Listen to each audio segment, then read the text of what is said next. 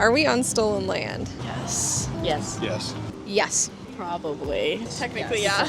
Yes. Kind of what we hear all the time is that we're on stolen land and we should be very remorseful about that. Back when Canada was being divvied up for settlement, before it actually became a country, 6 blocks of land were granted to the Six Nations in this area, and Waterloo region was one of them. But in 1798, it was purchased from the Six Nations by a man named Richard Beasley. And I'm pretty sure that was the case for the rest of the 6 blocks of land that the Six Nations had in this area. The narrative that we're all on stolen land is it's not always true. The case of purchasing land from the Six Nations and other Indigenous peoples is actually quite common. If you go and read back talks about the peoples that they purchased their land from, and different companies would purchase the land at like wholesale price and then divvy it up to pioneers and settlers. That's pretty interesting. I didn't know that. No, that would be the first time I've ever heard of like it being bought and actually like someone having the rights to it. What the street interview said about Waterloo has some basis in the records. The Six Nations did transfer land to colonial settlers who then resold it to newcomers.